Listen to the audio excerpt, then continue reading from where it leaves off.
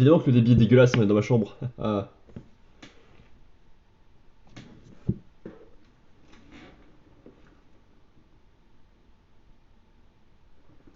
Bonjour, bonsoir à tous, c'est Komorebi. On se retrouve pour un nouveau live achat, lecture, manga mensuel. On a un petit peu quelques tomes dont on doit parler aujourd'hui. Donc ça risque de prendre un temps non négligeable. Car il y a 2, 4, 6, 8, 10, 12, 14, 16, 18 tomes dont on doit parler. Et généralement jusque là je coupais ça en deux parties. Donc là on va faire ça en une seule partie, donc on va se dépêcher je pense. Alors donc on va commencer directement par Yu Yu Hakusho, Star Edition, tome 1 et 2. En effet, mon petit frère achète en ce moment entre les Noëls et les anniversaires les tomes de Pokémon La Grande Aventure, dont on reviendra dessus plus tard.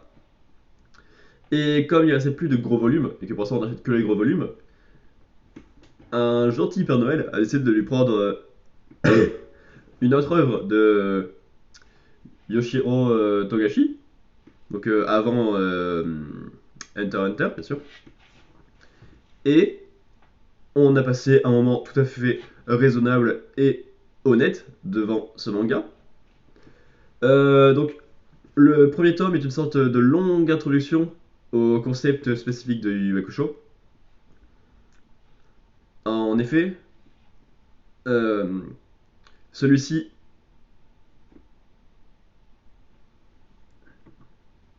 Attends, je me rends compte d'un truc que j'ai fait. Attends. Bon, ça va, le son est pas horrible, mais du coup j'ai oublié de brancher mon micro comme un débile.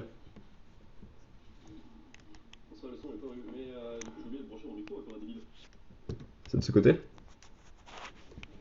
C'est où? C'est bon? Ça marche quand même, ça détruit pas la piste audio? C'est bon? Ça marche quand même, ça détruit pas la piste audio? Ah, voilà, je suis là. Parfait, je peux retirer ça. Hop. Donc oui, dans le premier tome, le personnage principal meurt assez vite, donc c'est pas un spoil sur le premier chapitre, tout va bien. Et j'aime bien la façon dont c'est fait. Et ensuite, pendant tout le reste du tome, il y a des petites actions par-ci par-là, on a des chapitres qui sont plus ou moins indépendants. Il y a une sorte de trame globale qui se dessine, ça bien sûr, parce qu'il faut bien. Mais on a surtout des petites histoires dans lesquelles Yuzuke n'est pas tant que ça acteur. Mais j'aime beaucoup parce qu'on va les regrets, on a des histoires de fantômes. Donc ça me fait largement penser au début de Shaman King, avant que ça parte dans un tournoi qui s'enlise grandement. Mais ça, on reviendra dessus plus tard. Et là, on a quelques chapitres qui sont à qualité variable, évidemment, parce que c'est des petites histoires, ça te touche plus ou moins en fonction de ce que ça raconte.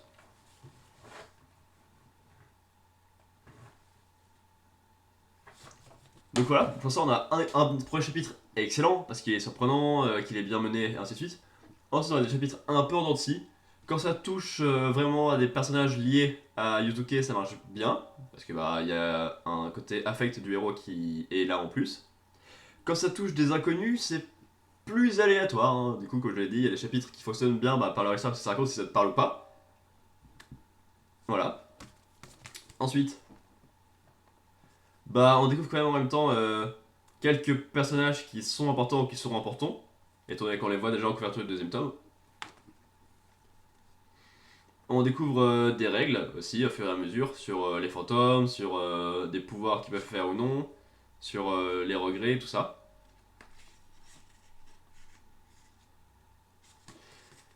Et c'est seulement à la fin que un vrai élément d'intrigue important et de fil rouge se met à apparaître et à faire parler de lui. Et donc, c'est très drôle de d'avoir une série aussi douce et aussi endurcie au début, alors que Hunter x Hunter est efficace dès le début.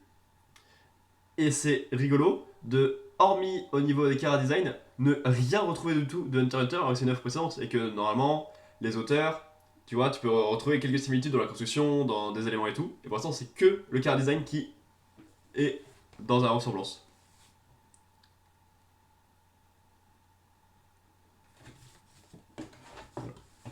Par contre, j'aime beaucoup la différence de héroïsation. Parce que Gon est vraiment vertueux, n'a pas de défaut, si ce n'est d'être un peu naïf, mais ça c'est pas un défaut quand on est un aventurier tel que lui. Alors que Yuzuke, c'est vraiment pas un mauvais bourre, ça c'est sûr, mais il n'est pas non plus des plus agréables. Et donc j'aime beaucoup le voir être complètement brisé, et voir chacune de ses pièces être réparée ou analysée par le biais des mini-histoires qu'il y a dans ce premier tome. Et ensuite, on passe au deuxième volume, qui est le premier gros morceau qui nous laisse présager de la suite de l'histoire. Parce que, bah, au vu de ce que je sais de l'œuvre, de ce que je sais de Togashi et de ce que j'ai vu dans le tome 1, ça n'avait rien à voir. C'était pas inintéressant à découvrir comme expérience et comme façon de tâtonner. Mais alors, c'est différent. Voilà. Et donc, je disais, donc pour le tome 2, on découvre. Attendez, je vérifie. Il reste quelques petites histoires mignonnes, mais ça on en a déjà parlé, donc on va pas revenir dessus. Et enfin, Yuzuke retourne dans le monde réel, avec tout ce que ça a apporté en plus dans sa construction de personnage, et avec tout ce que ça a apporté en plus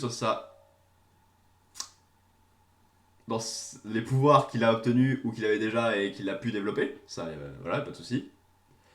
Et à partir du moment où on voit ses pouvoirs et les premiers combats, là, on sent que c'est l'auteur de Hunter x Hunter. Ah, vraiment, au niveau du découpage, au niveau de la façon de réfléchir les attaques et de les faire contrer les idées que les adversaires en ont, c'est vraiment très très Hunter x Hunter. Et c'est pas mal, parce que Hunter x Hunter, c'est très bien.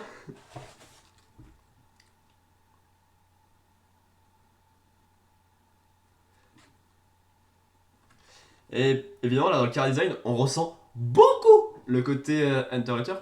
Par exemple, on a le jeune qui s'entraîne dans la tour. Ah, j'ai plus le nom. Ah. La tour où il débloque le naine Gon et Killua avec Hisoka. Et ben il y a un jeune qui est en tenue de judoka ou de karatéka, en tenue d'art martialiste. Et bah là il y a un chara design pareil. On retrouve aussi Hanzo, chara design pareil. Par contre pour les méchants il y a des chara design originaux. Et j'aime bien le groupe, le trio qu'on découvre, qui sont vraiment archétype du méchant méchant, archétype du méchant très gentil, archétype du méchant assez nuancé et qui a des... Ça dépend de la situation. Mais les trois marchent bien parce qu'on a un combat ultra violent pour m'entraîner Yuzuke, on a un allié ou une petite histoire touchante, et on a un adversaire, un allié, on sait pas trop ce que c'est, ça peut être intéressant, une rivalité, peu importe, mais c'est très bien. Et à la fin, on retrouve un simili d'examen Hunter, puisqu'on a un examen dans un dojo pour faire passer les connaissances et les secrets du dojo à un successeur. Mais pour ça, il faut passer des épreuves de survie, de déplacement dans la forêt, et puis un tournoi. Donc, c'est très étrange de passer de quelque chose de très nouveau et qui fonctionne plus ou moins en fonction des chapitres dans le premier tome à quelque chose qu'on a déjà vu dans Hunter x Hunter, mais qui a une vision plus jeune et plus différente quand même. C'est pas la même chose évidemment, mais des recettes, une recette plus proche d'Hunter x Hunter qui marche tout aussi bien pour l'instant. Voilà, donc j'ai hâte de lire la suite qui arrive prochainement et ça va faire plaisir d'avoir ça en 12 tomes. C'est dispo chez Kana. Voilà, tome suivant. Hop. Alors là, j'ai lu que les deux premiers tomes de Diamant, Perle et Platine, Pokémon la Grande Aventure. Ensuite, j'ai coupé ça avec 1, 2, 3, 4, 5 tomes sur lesquels on reviendra plus tard. Et on va traiter, hop, tout Diamant, Perle, Platine d'un coup. Donc on a 4... C'est pas 4 ça. On a 5 gros volumes qui prennent du temps à lire, ça y a pas de souci. À chaque fois que je lis les tomes de Pokémon la Grande Aventure, ça prend un temps fou. Je suis en mode, ah vraiment, c'est peut-être un peu long pour ce que ça raconte parfois.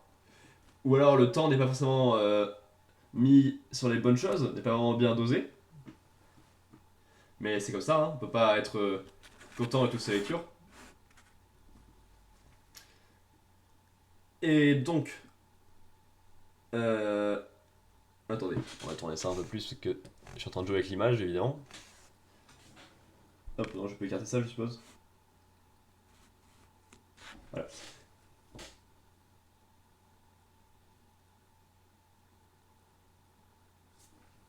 Encore un peu.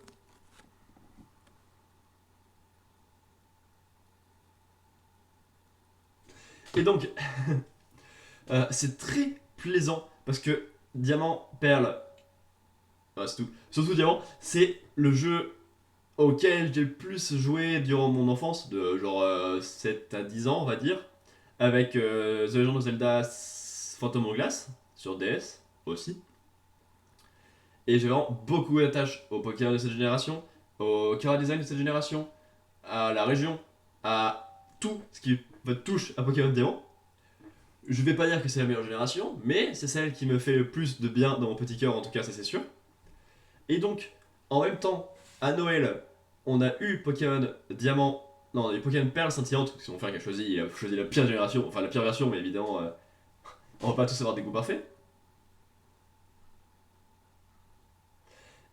Et donc, c'était très plaisant de, en même temps, replonger dans mes souvenirs d'enfance par le remake, qui est ce qu'il est, mais en tout cas, ça m'a fait plaisir d'y replonger, et en même temps, d'avoir la vision de cette génération, de ces personnages et de ces Pokémon, du manga, qui est une vision qui est bien présente à chaque fois, avec chaque génération de tomes. Ça, par contre, il n'y a pas de souci. En plus, là, on a une vision très différente des autres parties, parce que les autres parties pouvaient un peu se ressembler, vu que les personnages étaient, je veux dire, assez archétypaux, mais c'est toujours le cas, assez proches les uns des autres d'une série de romans, d'une série de mangas à une autre. Mais là, on a des trucs bien différents. Le duo principal est un duo de comiques, ce qui est donc fait déjà une base différente. Alors, par contre, le niveau de leurs blagues, ça reste une chose sur laquelle on peut ne pas revenir parce que c'est pas vraiment ce qu'il y a de mieux. Et en plus, ça prend de la place. Parce qu'on a vraiment deux lignes de cases où c'est leur gag avec la mise en place qui est tout le temps la même à chaque fois. Certaines chutes marchent bien vu le nombre de blagues, mais c'est un peu lourdingue. Voilà. Et ensuite, on a le troisième personnage qui est une fille de riche famille qui ne connaît pas grand chose, qui doit découvrir le monde. Et donc, c'est vraiment un voyage initiatique intéressant. Mais ce qui est intéressant, c'est de ne pas en faire le personnage principal, mais le troisième personnage. Et ce qui est intéressant aussi, c'est de créer le lien entre les trois personnages, absolument toute l'aventure et toutes les relations qui se passent sur un simple quiproquo. Parce qu'en fait, dans son voyage initiatique, Platine devait être accompagnée par deux gardes du corps. Garde du corps qui échange malheureusement des lettres avec Diamant et Perle sans le vouloir. Et donc Diamant et Perle voyagent avec Platine. Et de là découle beaucoup de bonnes choses. Le combat des arènes est plus ou moins accessoire puisque c'est le troisième personnage qui s'en occupe. Mais ça marche très bien puisqu'il est bien épauvé dans son aventure, qu'il prend du galon et de la confiance en elle, qui... Vraiment, Platine est un personnage très réussi.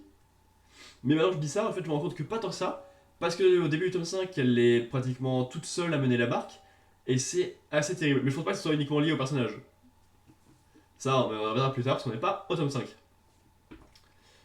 Euh, J'adore découvrir les champions d'arène plus en profondeur, découvrir qu'ils ont une vie en dehors de leur arène. C'est vraiment beaucoup plus vivant que les jeux, ça c'est sûr. Bien que Platine a un peu récupéré cette idée, vu qu'il y a des personnages qui bougent aussi d'un bout à l'autre. Mais là, c'est vraiment plus développé et plus intéressant. C'est également le cas donc, pour Cynthia. Et pas le conseil 4, parce que pour l'instant, je pars de la partie Diamant et Perle, donc les 4 premiers tomes.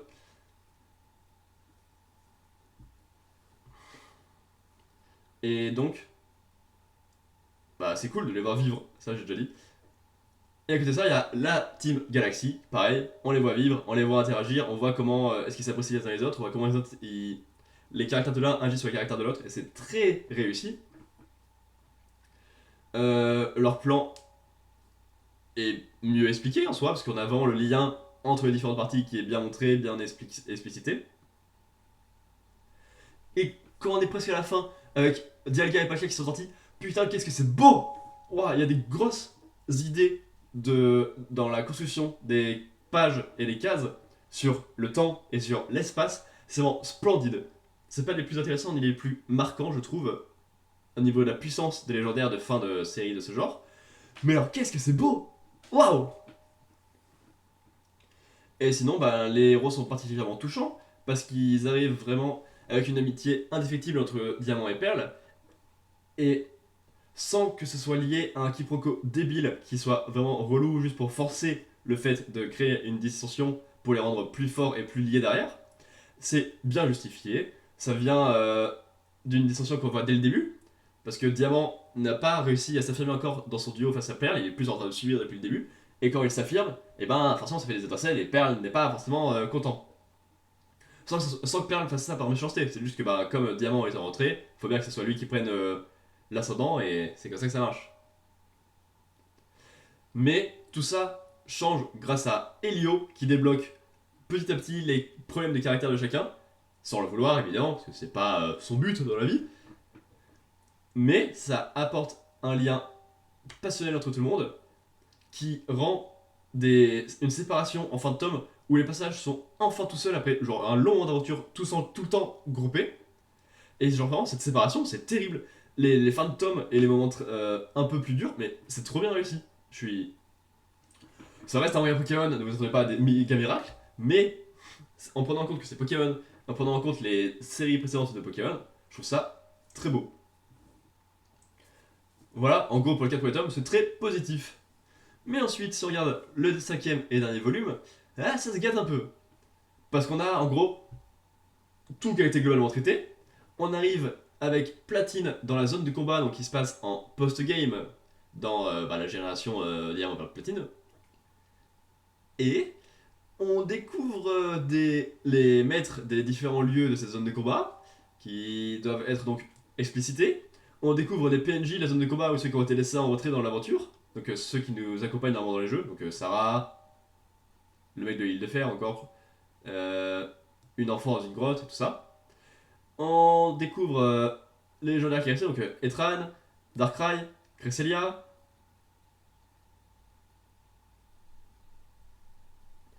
Shaymin. Après, il y a Motisma et Rigas qui a déjà été plus ou moins montré avant, donc ça va. On montre enfin Giratina. On conclut vraiment toutes les intrigues. On doit remontrer des choses sur Platine. Et là, ça fait beaucoup d'éléments à traiter sur un seul tome. Et malheureusement, on passe beaucoup de temps à faire les combats de la zone de combat, alors que bah, c'est pas le plus intéressant pour développer Platine, je trouve. Si ce n'est que maintenant, elle arrive à se débrouiller toute seule parce qu'elle est super forte. Ah oui, putain, il y a Belladonis aussi à traiter, qui est donc un policier. Et donc, ça fait vraiment beaucoup trop d'éléments à traiter sur un seul tome, alors que ça prend déjà le temps de faire les combats de la zone de combat. Sans les combats de la zone de combat, ça passait, mais avec, il aurait fallu faire 2 tomes, je pense, pour que ça passe. Ce qui est donc un point un peu noir à la fin d'une aventure qui marchait très bien, même si la partie de distorsion est très réussie, que ce soit pour tous les passages que ça raconte et que ce soit visuellement également. Donc franchement, je sais pas si c'est ma génération préférée. Enfin, si, ça l'est, bien sûr, évidemment. Je sais pas si c'est une génération excellente, mais en tout cas, c'est un manga excellent par rapport aux autres, qui n'était pas mauvais non plus, mais qui avait plus de points faibles que ça. Et ça m'a fait plaisir de la retrouver pour une aventure en manga.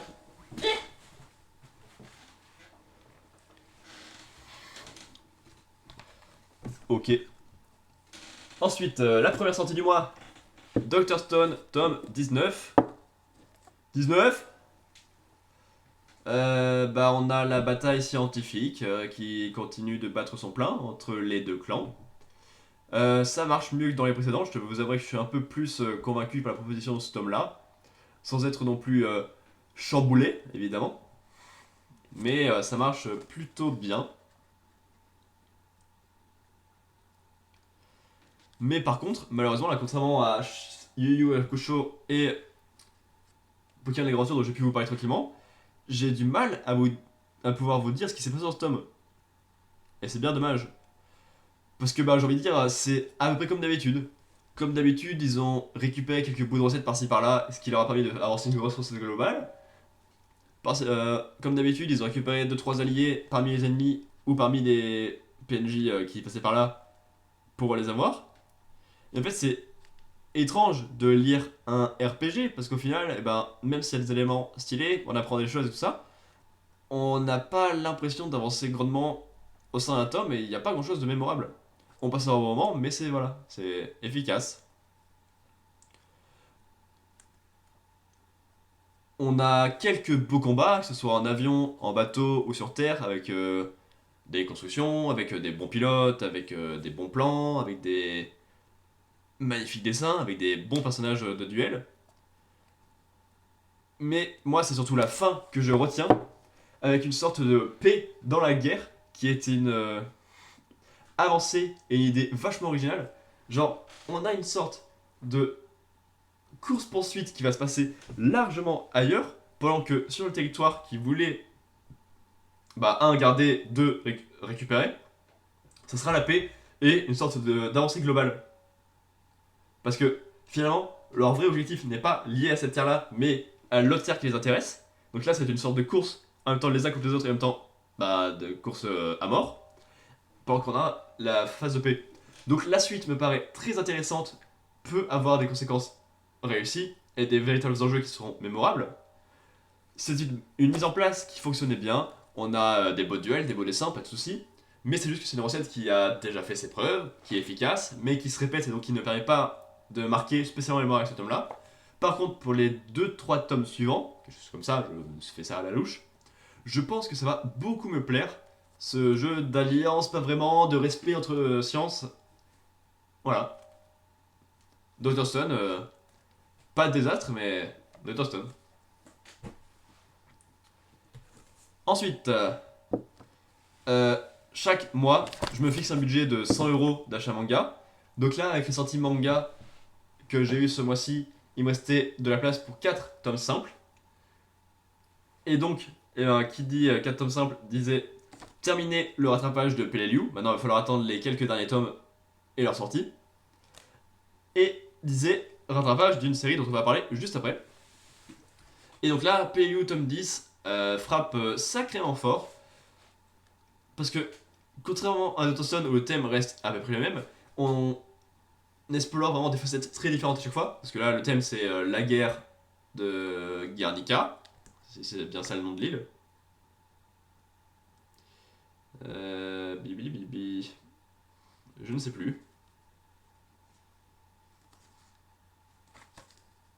Mais bref, celui-là est très intéressant parce que précédemment, notre héros et son meilleur allié ne sont pas faits que des amis au vu de leur vision un peu différente du monde et de la guerre. Enfin, c'est pas vraiment que les autres ont une vision vraiment différente, c'est qu'ils ont moins le choix, je pense, quelque chose comme ça, de ce que j'ai compris, de ce qu'ils ont dit. Voilà. Qu'est-ce que je disais?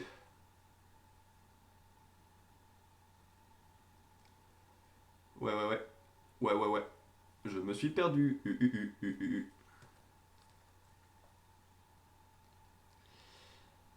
On a malheureusement une grosse moitié de tome plutôt triste.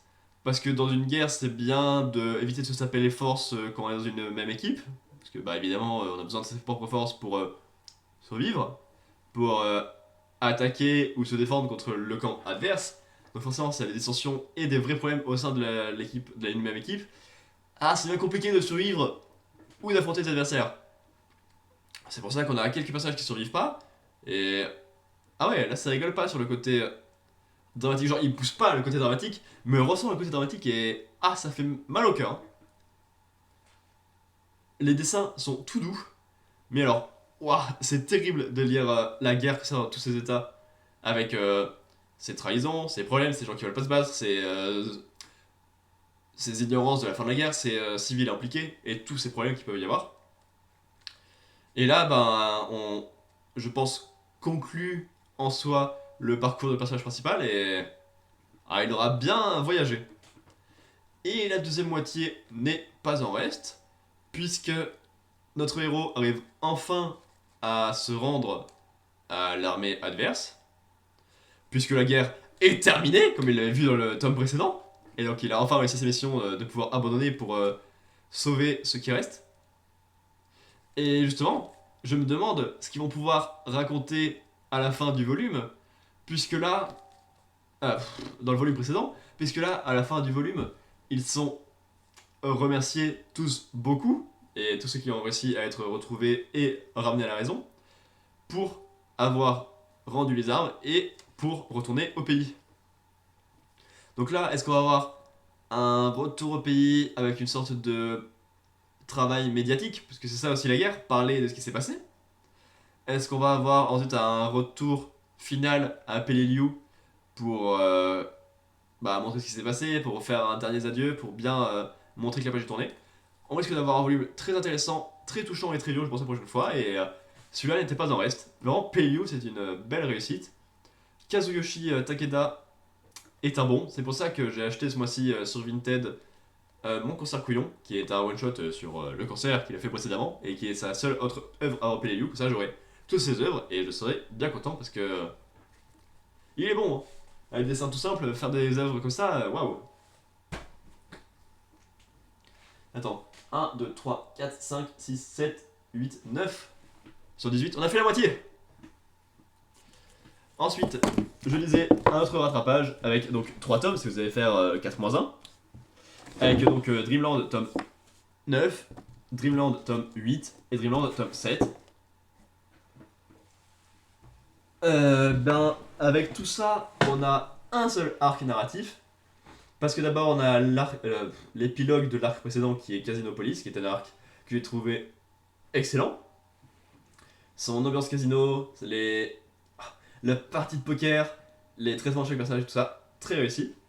Là, on a un petit épilogue tranquille qui relance l'intrigue pour la suite. On a un petit passage que je trouve très peu intéressant dans le monde réel, puisqu'il est là pour mettre juste une sorte de rival à Terence autour de Lydia. Mais bah ça marche pas parce que Terence il s'en bat les couilles. Et qu'en plus il est pas très intéressant ce rival. Donc je ne sais que faire de cette information. Voilà.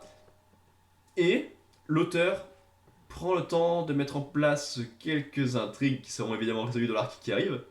Genre on a Terence qui, selon Savane, cache des secrets et qui effectivement a des secrets, bien avancé, par rapport à ses pouvoirs, par rapport à ses origines, par rapport à tout ça. Évidemment, ça en parle après et ça marche. Savane se remet en question sur le fait qu'il n'a pas réussi à protéger correctement précédemment et qu'il a besoin de prendre du pouvoir encore pour réussir à se protéger lui-même, à avancer ses objectifs et à protéger son groupe. Et ensuite, pour les deux autres, ils sont un peu plus en retrait. Il y a Saba qui se crée des enjeux tout seul parce qu'il est juste débile et qui vend son bras. C'est abruti, il vend son bras pour acheter de la drogue. Et du coup, après, il est dans la merde et il doit tout régler tout seul. Et Eve, elle n'a pas grand chose pour elle, malheureusement, niveau intrigue. Voilà.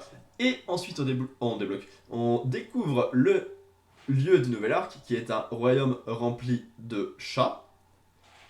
On découvre l'adversaire, qui sera Attila, qui est quand même un personnage relativement important, que ce soit au niveau des contrôleurs de feu, que ce soit au niveau du monde global de Dreamland.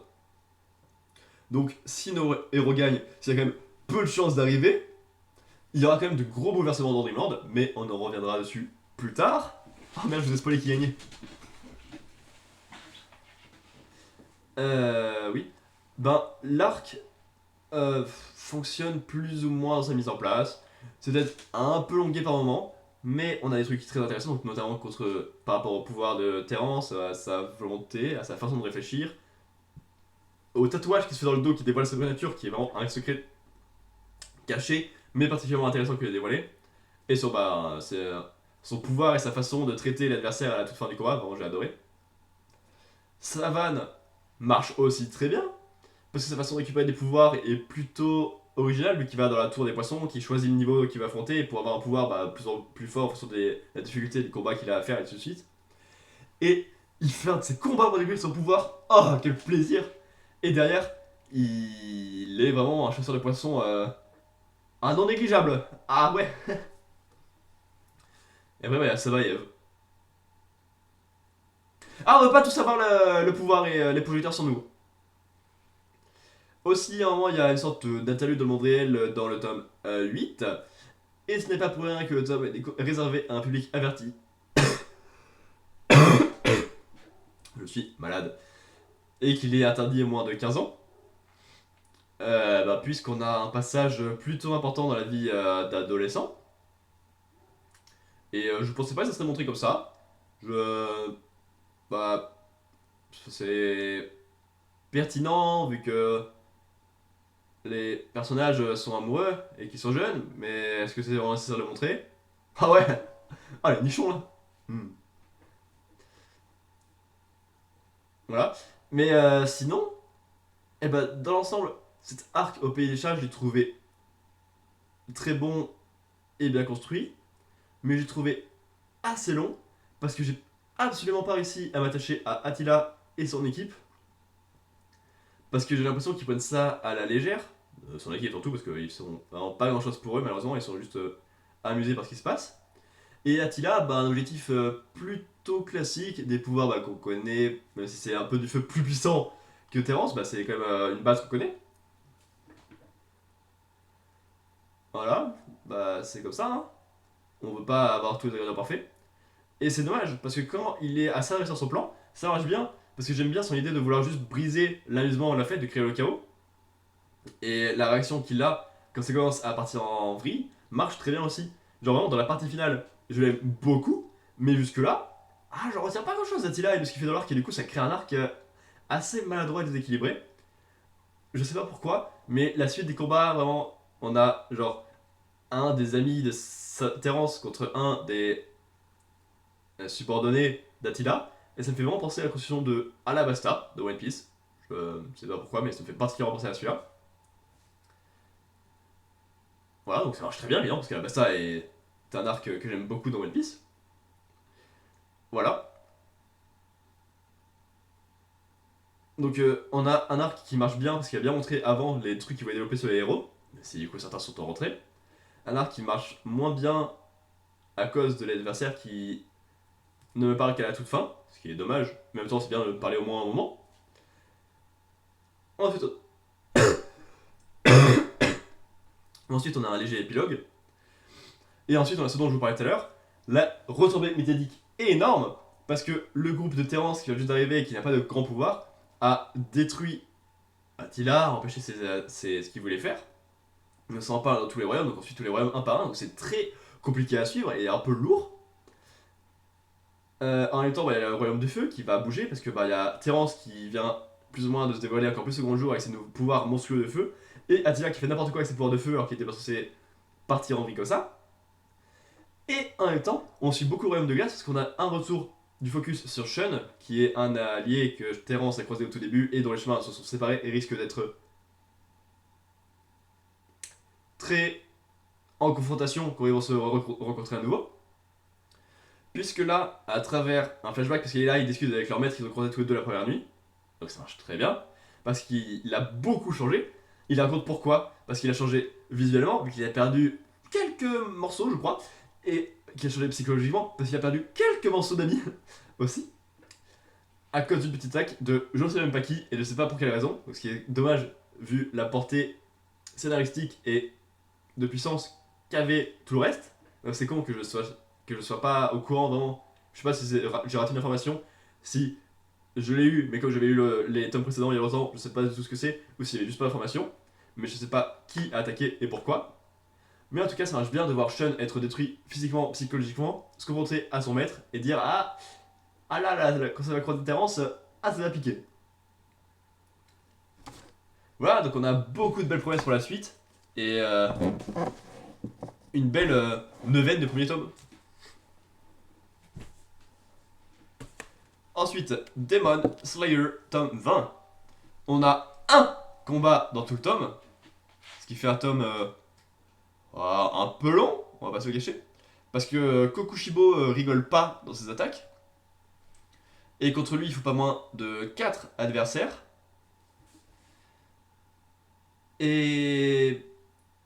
Ben, c'est très bien construit. On voit bien les montées ou baisses de puissance des différents protagonistes de ce combat. On voit aussi que les faibles peuvent avoir leur rôle à jouer et tenir un rôle important pour affaiblir l'adversaire, pour ne pas déranger les forts qui, eux, peuvent mettre le coup de grâce. Mais en même temps, si tout le monde pouvait mettre le coup de grâce, c'est pas intéressant. Donc il leur faut qu'ils affaiblissent l'adversaire, qui le rendent plus humain, plus faible, plus tangible. Plus même Tanjiro. euh... Alors, j'en dirai pas beaucoup plus, mais sur les 4 épéistes qui affrontent le... la lune, il y en a au moins moi je sais combien, je vais pas dire, au moins un qui trouve la mort. Et malheureusement, ça ou leurs morts sont très maltraités. Parce que ils utilisent leur pouvoir pour affaiblir ou tenter de faire le coup de grâce à l'adversaire. Et ils sont morts d'un coup. Que ce soit parce que c'était leur dernière force qu'ils ont jeté dans la bataille parce qu'ils avaient déjà été attaqués avant, ou que ce soit parce qu'ils sont attaqués vite fait après sur une seule case et on les voit même pas. Et malheureusement, bah, comme c'est en plein combat, ceux qui restent peuvent même pas en parler et disent juste ah, j'espère que ça sera pas mort sur une case. Et c'est tout, c'est le seul moment où on en parle dans tout le tome après leur mort. C'est dommage, je trouve que c'est un manque à gagner. Vu l'humanité que l'auteur arrive à mettre après dans les démons, sur lesquels on va revenir juste après, je trouve ça dommage de ne pas en mettre autant sur les piliers, en soi, parce que c'est pas tous des piliers, mais sur les épéistes, je sais plus quoi ça s'appelle. Les chasseurs, voilà, merci, les chasseurs de démons. Je suis débile, c'était évident en plus. Mais en même temps, c'est assez clair. Genre, les humains, les démons, les humains pour affronter doivent un peu perdre leur humanité et perdre leur puissance, et en même temps les affrontants ça rajoute de l'humanité et un peu moins de puissance aux démons, et paf, là c'est jouable, et après bah ça gagne. Et ils peuvent revenir à leur humanité. Ou alors on va la perdre après, mais ça c'est moins sûr. Mais c'est une sorte de balance logique pour pouvoir affronter l'adversaire, je pense. Mais c'est juste un manque à gagner que je trouve. Et ensuite, on a l'histoire de Kokushibo, que je trouve très réussie. C'est encore et toujours une sempiternelle histoire de famille, comme à chaque fois depuis le début de l'œuvre. En 20 tomes, c'est peut-être un peu redondant d'avoir tous les adversaires et tous les héros qui sont liés à des histoires de famille. Mais encore une fois, ça marche très bien, c'est fou. C'est des frères plus ou moins jumeaux, je crois, je sais même plus. Est-ce qu'ils avaient un ou deux ans d'écart ou est-ce qu'ils étaient jumeaux? Je me rappelle même plus. Mais il y a une histoire d'attente du père dans un des deux, puis dans l'autre, puis dans un, pour des raisons différentes à chaque fois. Et ça marche très bien, parce que ben, c'est stupide, tu vois, d'attendre autant d'un mec, puis après dire non, mais de toute façon, tu serviras jamais à rien, et moi de re-attendre à nouveau, et tout comme ça. Et au final, les deux frères suivent des chemins très différents. Leur dernière rencontre est terriblement touchante, j'adore le personnage de celui qui n'est pas un démon.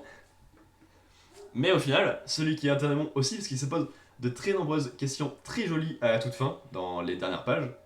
Et alors un tome très complet qui fait vraiment un combat, avec quelques drames par-ci par-là, avec des nouvelles techniques, avec des nouveaux souffles, avec même des questions du démon là-dedans, parce qu'il est en mode ah ouais, genre c'est grâce à mon héritage et à celui de mon frère qu'il y a tout ça qui s'est créé, alors que j'avais fait exprès qu'il n'y ait pas d'héritage derrière. Ah ouais, c'est beau le monde en fait. Et justement, à cause du fait que le monde soit beau de lui-même, sans que lui puisse agir pour ou contre, il est en mode à quoi est-ce que je sers? Et justement, c'est ça la question. À quoi est-ce qu'on sert? À quoi ça sert que je parle bien ou mal de Demon Slayer? C'est pour mon petit plaisir personnel et pour les belles oreilles de une ou deux personnes qui m'écoutent en moyenne. Mais c'est une œuvre qui marche bien, hein, Demon Slayer. Je comprends pourquoi j'en dis que c'est surcoté. Mais non, putain! Beastars, tome 20. Quelle merveille de la nature, Beastars, à chaque fois! Et il reste que 2 tomes! 2 tomes! Je sais pas comment ils vont conclure ça. Parce que depuis le tome 14 ou 15, c'est le même arc narratif, peut-être même 13 d'ailleurs, qui a une montée en puissance très très lente, qui parle des hybrides, qui parle encore plus des relations qu'avant, qui continue de faire évoluer Legoshi, qui est un personnage principal merveilleux. Sauf que, depuis le tome 15, depuis le tome 13, on est un peu comme Dr. Stone, c'est un peu les mêmes éléments qui se répètent. Sauf que là, c'est bien construit, plus plaisant à lire à chaque fois. Oups. Mais, à chaque tome, t'as quand même quelques petits personnages qui reviennent, qui développent 2-3 éléments. On a Melon, qui est l'antagoniste actuel, qui marche aussi, qui grandit. Mais vraiment, depuis 13 tomes, on a une sorte de grosse unité globale, depuis le tome 13, pardon, et c'est étrange à lire petit à petit. Alors que d'un coup, ça va être une saga merveilleuse cet arc, je pense. Et là, bah, on a continué à avoir quelques petites pièces, parce qu'on a 2 parties. Une, préparation au combat, donc on a un moment touchant entre Legoshi et... entre Legoshi et Kyu, bien sûr. On a un moment touchant entre Legoshi et Haru, on a un moment touchant entre Legoshi et Louis, comme si tous les personnages qu'il croisait avaient récupéré de l'humanité et de l'espoir grâce à lui, et qu'il lui en apportait beaucoup en retour, sachant qu'il allait faire un combat non négligeable juste après. Et cette humanité à travers ces animaux, à chaque fois, on a des cases mémorables. Waouh, vraiment. Le passage de Louis avec le sang, quel plaisir. Le passage de Haru et son attendait enfin depuis très longtemps, quel plaisir. Le passage de Kyu avec ses volontés à elle et la bonté juste naturelle, même surnaturelle de Louis, qui s'appelle Legoshi. À côté de ça, on a des personnages un peu moins liés à Legoshi qui bougent et qui se rapprochent, qui sont là pour agir ou soutenir d'un peu plus loin. Et c'est très beau.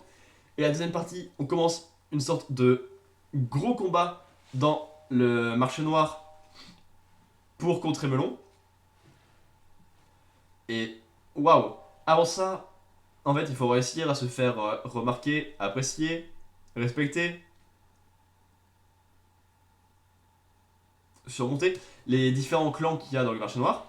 On commence, et on a que celui-là pour l'instant, par les Varans de Komodo, ce qui est donc terriblement touchant et dur, puisque le grand-père de Legoshi est un Varan de Komodo, et donc que Legoshi est en partie Dragon de Komodo. Et mec, le combat est magnifique, les chorégraphies de combat sont magnifiques. Ce qui est raconté dedans, c'est splendide. Mec, avoir toutes les idées d'un clan, d'une espèce, d'un coup, avec leur spécificité, parce que j'ai leur pouvoir, mais c'est des animaux, donc c'est leurs avantages naturels et désavantages naturels, leur façon de penser, leur psychologie, toute leur spécificité, avoir tout aussi rapidement, être compris par les gauchis, être utilisé par les gauchis, être apprécié par les gauchis. Ah, j'adore! Si tu vois la fin de l'arc est comme ça, mais mec, cet arc est magnifique. Beastars est magnifique. C'est vraiment une œuvre magnifique. Je crois que vous l'avez compris, que je viens de dire 3 fois affilée ce mot. J'adore cette lecture. Ensuite, Vinland Saga, tome 25. Pas le tome le plus imposant ni le plus énorme, mais un tome qui fait très bien le café. On a enfin le trajet de Thorfinn et de sa petite équipe pour le Vinland, qui est donc le nom du manga, donc c'est bien que ça apparaisse au tome 25. Et donc ça lance normalement le dernier arc, celui de la colonisation du Vinland. On a des éléments, on sait que ça va péter à un moment ou à un autre. Genre, avant le départ, on sait qu'il y a un mec qui part avec une épée. Putain, Divar, dans toutes les œuvres, t'es vraiment un abruti fini. Mais juste, on sait pas quand est-ce que ça va être utilisé et comment ça va péter. On sait qu'il y a des humains qui habitent déjà sur les terres du Vinland. Et donc, on sait pas quand est-ce qu'ils vont apparaître, on sait pas comment est-ce qu'ils vont agir, on sait pas quand est-ce que ça va péter, ni pourquoi, ni comment, et pourquoi. Et je dis 10 000 fois la même question. Est-ce que en plus les deux éléments vont pas péter en même temps, ou l'un à cause de l'autre, ou une sorte de merde qui s'entasse l'un sur l'autre? Peut-être, et ça serait très intéressant. Et pour l'instant, bah, on a des éléments explicatifs sur comment est-ce qu'on crée un pays, genre comment on choisit le lieu, comment est-ce qu'on y va, comment est-ce qu'on s'approvisionne, comment est-ce qu'on construit les bâtiments, comment est-ce qu'on se répartit entre guerriers, entre approvisionneurs, entre constructeurs, entre fermiers, tout ça. On a beaucoup d'éléments. On a certains personnages qui pointent sur eux, comme Cordelia, parce qu'elle est femme, et qu'elle est obligée d'aider, comme les hommes, à chasser le gibier, vu qu'elle a une puissance non négligeable. Donc elle est obligée un peu d'aller contre sa nature pour aider le collectif, c'est beau. On a un petit peu de Ernest, et ça fait longtemps, donc ça fait plaisir, puisqu'elle devient l'effigie du village, et ça c'est beau, putain, le passage avec ça. Il y a deux passages que j'ai trouvé disponibles dans le tome. C'est le passage avec Ernest, et donc le fait que ça fasse plaisir et en même temps terriblement mal à Thorfinn et à son frère Einar, et qu'ensuite ça devient une sorte de culte dans la ville. Et surtout, le passage avec les 3 pères de Thorfinn. Ah, quel plaisir! Il discute avec le seul qui est encore en vie actuellement, et qui est très vieux pour le coup. Ils ont un très beau dialogue. Leaf lui apporte encore de nouvelles choses, alors que il est normalement moins acteur à ce moment-là. Et ça, c'est beau.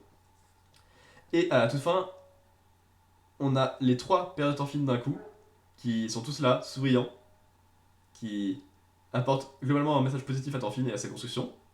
Et Thorfinn qui dit merci papa à celui qui a encore envie. Oh, j'ai fondu, mais waouh! Donc, un tome plutôt tranquille sur ce que ça raconte au global, avec 2 promesses de gros problèmes pour la suite qui risquent d'être très intéressants, et 2 passages terriblement touchants et réussis sur ce qui s'est construit avant. Donc, franchement, Vinland Saga. Waouh! Plus que 3. Yawara, tome 7.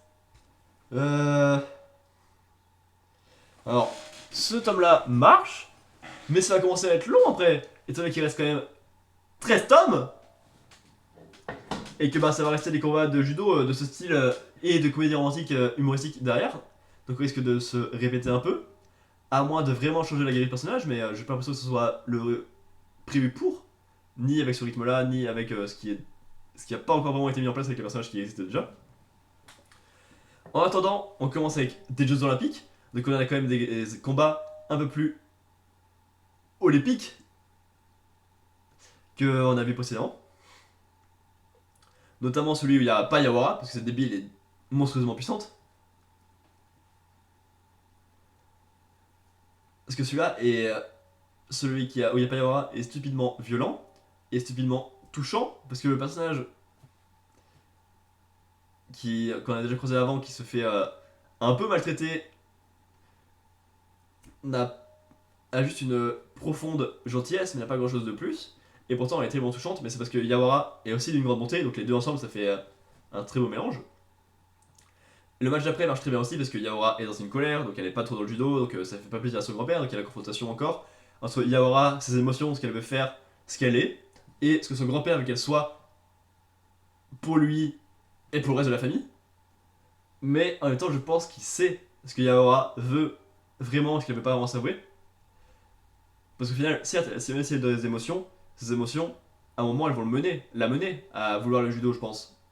Parce que si jusqu'à la fin, elle fait que suivre le judo et son grand-père, et qu'à la fin c'est ouais, j'ai réussi le judo, alors que bah, elle s'en fout, ça va être un peu maladroit. Elle s'appelle du genre de Urasawa. Voilà.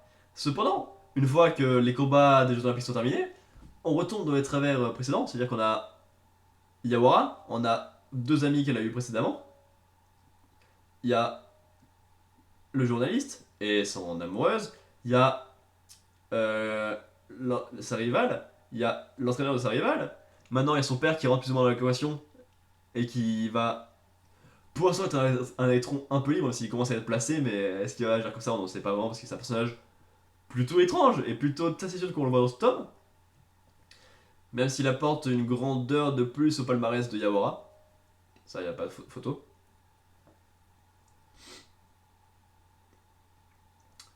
Mais juste, et ben, genre on fait le tour de chacun des personnages petit à petit, genre qui ils sont à nouveau, qu'est-ce qu'ils sont en train de faire, qu'est-ce qu'ils veulent faire, comment ils aident Yawara, et genre ça se répète, ça va très lentement, ça tourne un peu. Urasawa semble savoir ce qu'il fait, vu qu'il met ses pièces avec parcimonie, qu'il les utilise comme il veut, mais ça marche quand même vraiment mieux qu'il y a des matchs de judo, sauf que tu peux pas faire que ça, donc il faut forcément qu'il y ait des à côté, et là les à côté qu'il y a eu après ce grand tournoi des Jeux Olympiques, ah c'était pas des plus passionnants, parce que c'est un peu bah, du déjà vu dans les tomes précédents. Donc Yawara, c'est bien, mais ça pourrait encore mieux faire. Shaman King, Star Edition, tome 12. C'est compliqué aussi, hein, on va pas se le cacher. En effet, là, depuis peut-être 2 gros volumes, on n'est plus du tout dans le Shaman Fight, ce qui donc fait une série très étrange, parce qu'en fait, je crois, 5 tomes d'introduction, si je ne m'abuse, où on a des petites histoires de fantômes, on a l'histoire avec Ren, on a l'histoire avec... Bref, on a plein de trucs pour construire l'équipe. Ensuite, on a le trajet jusqu'à là-bas, qui est dans ces 5 tomes, qui en prend un ou deux de plus, je sais plus. Après, on a quelques matchs du premier tour qui sont déséquilibrés. Et depuis, on est dans une intrigue où il y a plein de trucs qui se passent en même temps. C'est pas des plus passionnants. Attendez, je vais ouvrir à mon frère, j'arrive.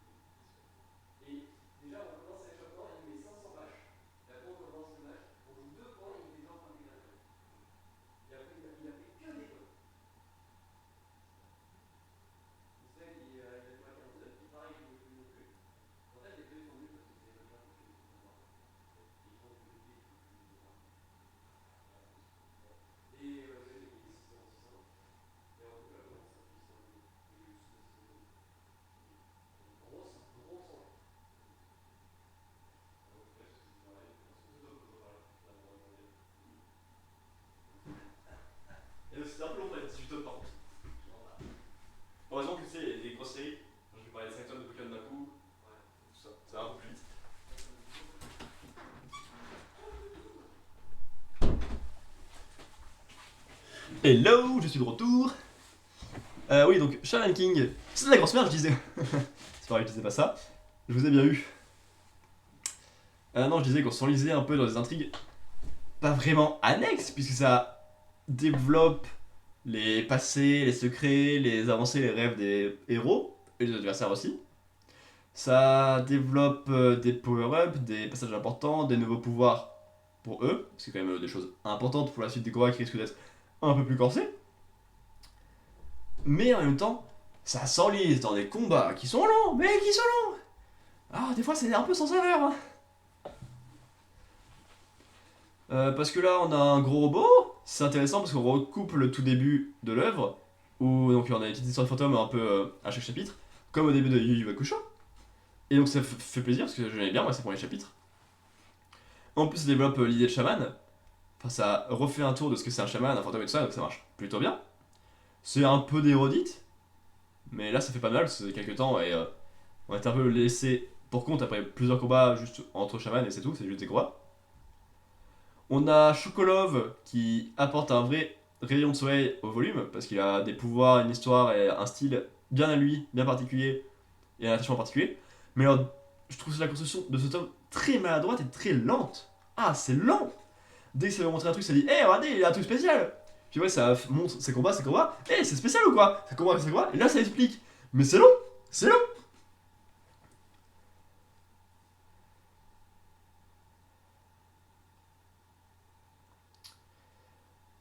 J'aime bien la fin, parce qu'une fois qu'ils ont enfin réussi à se débarrasser des intrigues superflues, ils vont pouvoir retourner au Shaman Fight.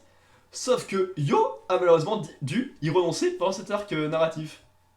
Ah, c'est con. Mais le passage où il va confronter ceux qui l'ont fait renoncer marche très bien pour moi, parce qu'on développe enfin un groupe qui a été montré il y a longtemps, qui était montré comme très peu vertueux, alors que c'est un groupe du bien. On découvre un ancien chef, donc forcément la confrontation et l'explication vient d'elle-même. Ça marche bien parce que Yo a un ami qui est dedans aussi dans ce groupe. Donc il y a plein d'éléments qui se recoupent et qui sont intéressants, mais c'est noyé sous un panache de combats et d'explications qui prennent 3500 ans. Et c'est très dommage parce que Shaman King avait un potentiel plutôt très grand, mais ça s'enlise depuis le tome 10. Enfin, même dans les combats de Shaman Fight aussi, je trouvais ça long. Peut-être que j'ai un peu de mal avec les gros tomes quand c'est pas maîtrisé à la perfection aussi. Ça n'aide pas. Alors, bah, c'est pas mal, hein. Il reste 4 tomes, vu que le 17 on l'a déjà depuis que le tome 1 est sorti. Et bah, après, je doute un peu, hein, parce que j'ai acheté aussi les spin-offs qui sont sortis pendant que je prenais ça. Donc, Flowers en entier et entre 1 et 3 tomes de The Superstar, je sais même plus. Et bah, je sais pas si je vais les lire, hein, si je vais les garder, parce que fou. Et enfin, My Hero Academia, tome 31. On était dans un arc très important, parce que on avait la première vraie confrontation entre les héros et les ligues de méchants depuis très très longtemps. Et il y a eu des grosses conséquences, hein, ça va pas se cacher au niveau des matériaux, au niveau des bâtiments, au niveau des civils, au niveau des héros. Euh, Vachement moins au niveau des ennemis, parce que certes ils ont perdu 90% de leur effectif, mais c'est que des pecnos dont on se fout. Ils ont une mort qui est touchante et qui est un peu triste, même pour les héros, parce que bah non, c'est pas trop facile de tuer les adversaires. Et on a quelques captures de l'autre côté, et c'est dommage parce que bah il y avait des personnages qui avaient du potentiel dedans et qui sont depuis qu'ils ont été récupérés, ils ont pas fait grand chose, et là ils sont juste capturés. Donc c'est quand même dommage. Même s'il y en a un qui a été capturé qui s'est juste barré après, genre dans une. Alors j'ai pas compris si c'était un flashback, parce que là c'était mal placé, ou si c'était juste barré, dans ce cas-là, je sais pas. Parce que s'il était capturé, normalement il était pas censé se barrer comme ça. Ou alors il fallait montrer qu'il avait été libéré au moment de la libération après. Mais là il y a un souci dans la construction. C'est ce truc qui m'a posé problème. Ensuite on suit vite fait All for One. Ah j'avais resté dans mes notes. Vraiment.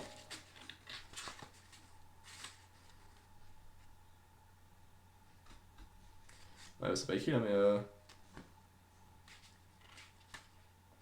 ok. Bref, le méchant. qui donne un rôle important à Spinner, ça fait plaisir parce que Spinner, Spinner, il est très mignon et très humain alors que c'est un lézard, c'est rigolo. Oui. Et donc il met enfin en place son plan qui est de se libérer lui-même de la prison grâce au fait qu'il arrive de l'extérieur avec un corps dans lequel il a réussi à mettre son esprit et qu'il agit de l'intérieur. Ça fait sortir plein d'anciens méchants qu'on a déjà croisés et ça va donner quelques petits combats ou quelques petits retours intéressants. Muscular non, ça va juste montrer que les héros sont devenus bien plus forts je pense, parce que Muscular va pas peser grand chose parce qu'il n'y a pas grand chose d'intéressant. Par contre, le retour de Stein, ça va poser quelques questions sur le héros, et ça, c'est bien plaisant vu que c'est le bon moment. Et il y a quelques autres retours qui doivent faire plaisir. Voilà. Mais c'était pas le moment que j'ai préféré le tome, puisque c'est tout ce qui vient après que j'ai adoré. On a le réveil à l'hôpital de tout le monde, et on a la famille Todoroki qui porte vraiment le manga, mais c'est pas possible. Ils sont à l'origine de bien des problèmes et donc bien des intrigues, ils sont à l'origine de bien des passages passionnants. Genre là, on a Endeavor qui est détruit parce que son tout premier fils, sa toute première tentative de récupérer un pouvoir ultime entre glace et feu, a dévoilé ses secrets horribles au monde entier, a détruit l'image des héros devant le grand public au moment où Endeavor avait changé et voulait réparer ses erreurs. Mais c'est vraiment le pire moment pour lui parce que ça le détruit vraiment.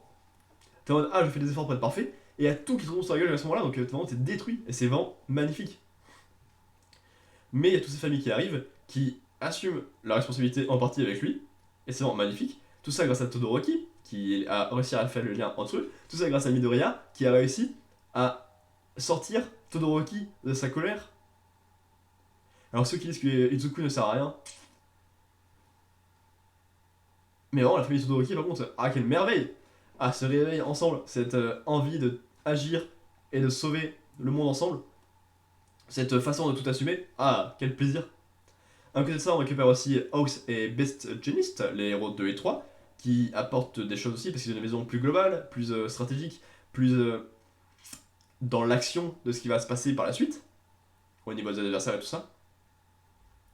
Et vraiment, c'est un bon trio de tête là qui mène bien la barque. Hein. Famille Todoroki, Hawks, Best Genist, ouais, ça porte le vrai à eux tout seuls.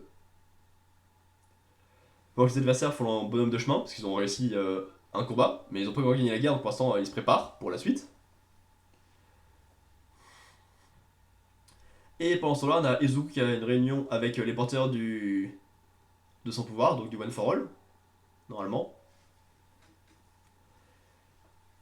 Et ça marche plutôt bien, parce que là, il y a des dialogues, ils racontent des choses intéressantes sur le passé, sur comment ils en sont arrivés là, sur leur pouvoir, sur pourquoi est-ce que le pouvoir marche comme ça avec Midoriya. Et c'est très intéressant d'avoir plus d'informations. Et c'est bien mieux placé que dans le combat classe A contre classe B. Putain d'arc de merde! Me suis apporté, pardon. Et on a un réveil qui est plutôt difficile pour lui, parce qu'il prend assez mal les choses. Comme Endeavor et les héros, ils décident de tout mettre à plat. Genre, la plupart des héros ont tout mis à plat, ils sont juste partis parce que la situation est horrible, l'image des héros est détruite, les adversaires sont super forts, donc il y a plein de héros qui sont juste partis à la retraite. Il y a ceux qui mettent tout sur la terre pour assumer leurs erreurs et continuer à être des héros, donc les trois que j'ai cités. Et un Izuku qui met tout sur la table, qui continue d'être un héros, mais qui veut agir tout seul pour éviter que quelqu'un d'autre soit en danger. Ce qui me paraît être un move audacieux, mais prometteur pour la suite. Donc très belle réussite. Donc si on pense que je dis, j'ai du Bakusho, belle surprise, pas de Hunter x Hunter, puis du Hunter x Hunter, mais c'est des très belles choses. Je sais pas comment ça va tenir sur 12 tomes. Le premier tome était un peu maladroit évidemment parce que c'était pas vraiment des plus passionnants. Togashi ne brille pas forcément par ses petites histoires, mais il y en avait qui étaient plutôt touchantes. Et la suite ça marche plutôt très bien. Paf, Pokémon la grande aventure, Diamant Perle Platine marche très bien pour moi. Notamment parce que j'avais une attache à la génération au Pokémon à tout en fait. Mais qu'en même temps c'est traité parce que c'est nouveau, parce que il y a des très bons moments plus ou moins dramatiques ou touchants, Il y a Helio qui apporte bien les choses. Il y a que le dernier tome qui est un peu plus compliqué, un peu moins intéressant, mais comme le reste de le café, c'est très beau. Paf. Ensuite, Pelliu qui est une œuvre magnifique et qui est vraiment un tome très important. Je me demande vraiment comment on va pouvoir conclure derrière. Enfin, je vois comment on peut conclure, mais comment faire au moins un tome entier avec. Pas Monarch peut faire de Dreamland, mais beaucoup de bonnes choses dedans, notamment au niveau des deux personnages principaux, les principaux combattants, et de la toute fin de l'adversaire. Un peu moins sur les promesses pour la suite, sauf pour Shun, ça marche très bien.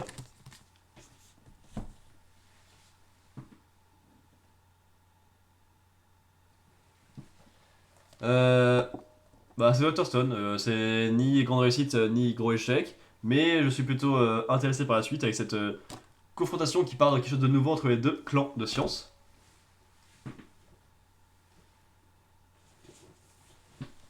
Merveilleux. Il reste 2 tomes derrière, je sais pas comment est-ce qu'on va conclure autant de trucs en si peu de temps, mais on a des très bons moments d'amitié entre Legoshi et tous ses potes avant le combat, et le combat est splendide, la première partie avec les varans de Komodo. Ah, mais quel plaisir, cette humanité dans ces animaux. Demon Slayer, un seul gros combat, un peu de manque à gagner sur quelques passages sur les humains, mais tout ce qui est autre démon est très réussi, et même les affrontements marchent très bien aussi, alors que je suis pas un grand fan du combat, mais là c'est très beau et ça apporte pas mal de choses.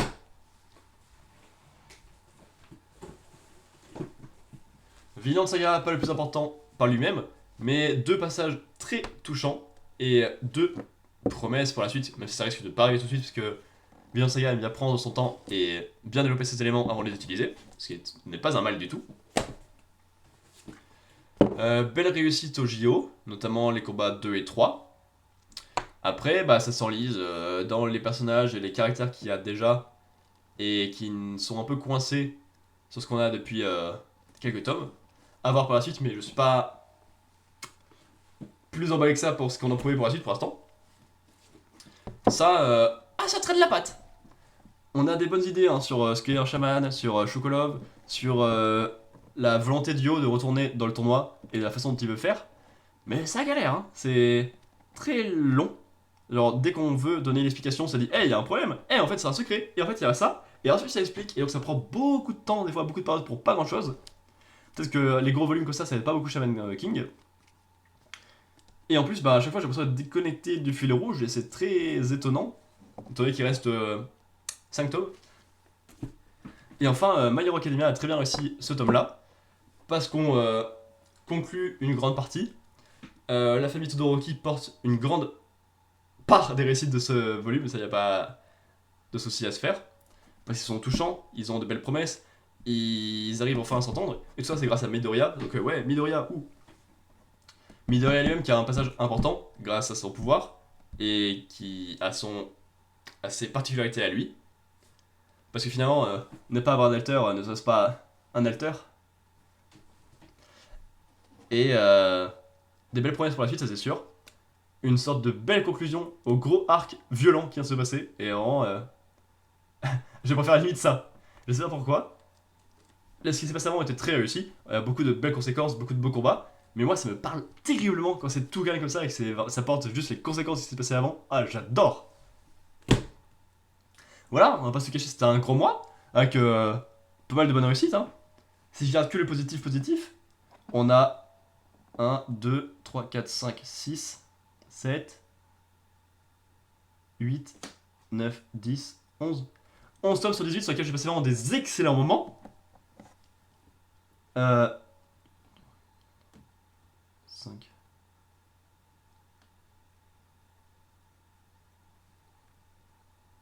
5 sur lesquels j'ai passé des bons moments et 2 où c'était un peu plus maladroit. Genre, c'était maladroit du coup, ça me vient de dire, mais voilà. Le mois prochain, on risque d'avoir pas mal de tomes également. Parce que j'ai acheté d'occasion donc mon Couillon de Kazuyoshi Takeda, comme je vous l'ai dit tout à l'heure. Mais également les 14 premiers tomes de Neuro le Mange Mystère de Yusei Matsui, donc le auteur de Assassin's Classroom et The Elusive Samurai actuellement. Donc si je lis tout ça, ça va prendre du temps dans le prochain live manga, c'est sûr. Plus il y a les 8 ou 9 tomes, je crois, dans les sorties. Et donc le rattrapage, qui sera encore du Dreamland. 3 tomes, je crois, de mémoire. Et voilà, on se retrouve donc le mois prochain pour parler de manga à nouveau. Sinon, on se retrouvera largement avant. Peut-être pas. Je sais pas, parce que là, on est dans une période de partiel, de mémoire à finir et à passer. Sur un mois, il va y avoir tout ça, donc je suis pas sûr de live beaucoup, mais on verra. Mais sinon, ça sera sur It Takes Two avec le frère, sur le dernier chapitre de Life is Strange, puis après sur Life is Strange Captain Spirit, je crois, il s'appelle, et Life is Strange 2, et sur Kingdom Hearts 3 pour essayer d'avoir le platine, mais alors, les trophées qui restent, c'est pas une mince affaire. Hein. Sinon, en toile de fond, j'ai qu'une vidéo sur Manga Plus toujours, hein, mais comme j'ai moins de temps actuellement, assez compliqué, j'en reste pas beaucoup. Mais voilà, tout va bien dans le meilleur des mondes, si ce n'est que j'ai la tête en vrac et que je suis balade. Mais ça m'a pas empêché de parler 1h06, donc ça va. Bref, on se retrouve prochainement. D'ici là, portez-vous bien, faites-vous plaisir. À bientôt.